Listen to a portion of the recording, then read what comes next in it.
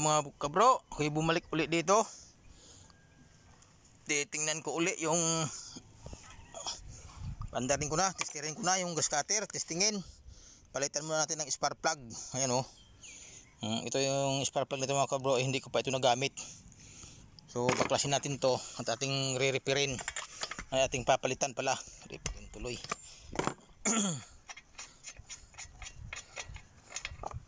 So yan mga kabro, ating papalitan, testingin natin. At sa tingin ko mga kabro ay hindi sa ignition, hindi mahina umano yung kanyang spark plug, mahina ng power. So ngayon mga kabro, titestingin natin. Tayo mga kabro, tingnan ninyo yung aking grass cutter na titestingin, no? Ito mga kabro ay bago ang karburador. Ano po, ayan, ang aking ikinabit nung nakaraang araw. Hindi lang tayo nakapag tuloy-tuloy ng gawa ng ilang araw dito nag-uulan, no? So spark plug ang aking pinalitan, hindi ang ignition coil. Ano po, so ngayon subukan natin, no? Ito mo nang i-switch. Tapos lapag natin ang ating cellphone, ano mga kabro, baka sakali. So pag napagana naman yung mga kabro, ay mayroon naman tayong ibang papalitan, ibang piyesang ilalagay. Ito mga kabro, yung kanyang ano, yung tawag nito,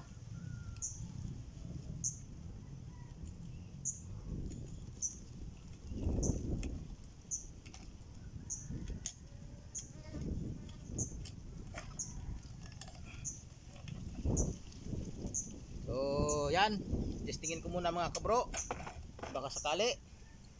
Ito muna, ito muna isuswitch.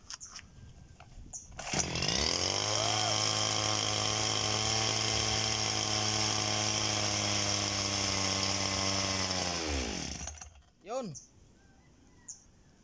medyo gumana mga bro. Hehe, yuhu, yuhu, yuhu.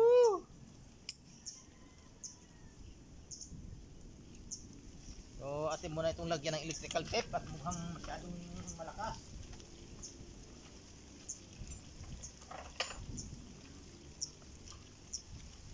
Ito mga kabro ang sinasabi ng may-ari na hindi na nagawa.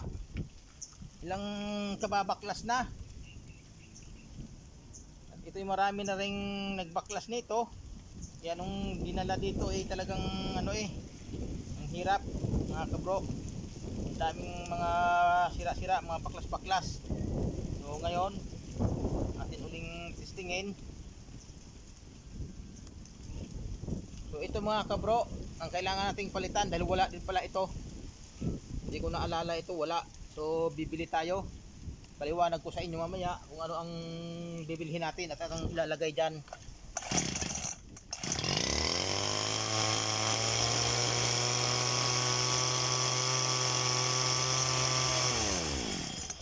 Yun na mga kabro,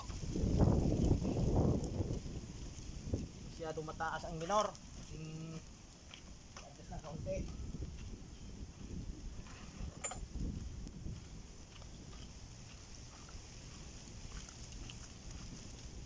Masyadong mataas ang minor.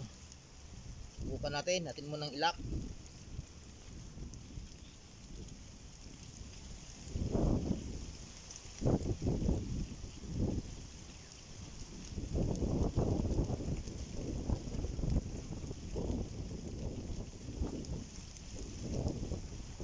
Yan, buksan natin. Isa, dalawa. So, testing ulit. Ay, naka-switch.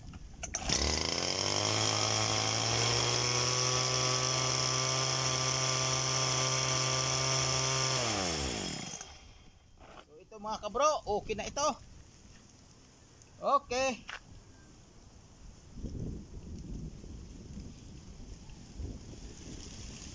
So, tika. Dito naman tayo ngayon mag-adjust sa kanyang silinyador.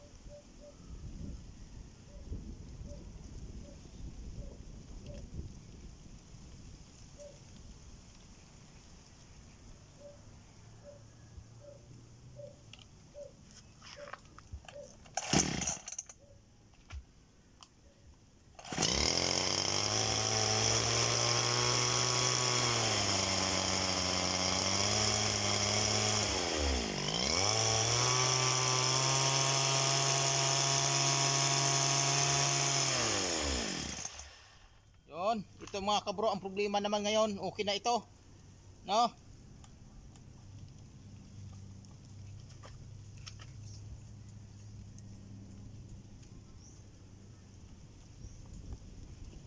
Uy, salamat, thank you Lord. So may magagamit na naman ang may-ari nito, no mga kabro. So ito mga kabro pala, eh dito yan nakalagay. Dito. You know. Ang problema mga kabro, eh nasira din. Nasira din ito, wala na. Ito wala na oh. Sira na. Dito sa loob yan nakakabit. Kaya sinabi nila mga kabro na hindi nila mapaandar. Dahil bukod sa ang kanyang spark plug eh mahina. Ayun oh. Yun. Normal naman ang kanyang init. Yan. So kaya hindi mapaandar gawa ng ito ay sira. Dito yan sa loob. Tapos ang spark plug ay medyo mahina na din. At saka ang kanyang karburador ay madaming sira mga kabro. Madaming sira yan kaya hindi napaandar ng gumawa niyan. So ngayon napaandar na natin. Kailangan nating palitan o kabitan ng kanyang silinyador.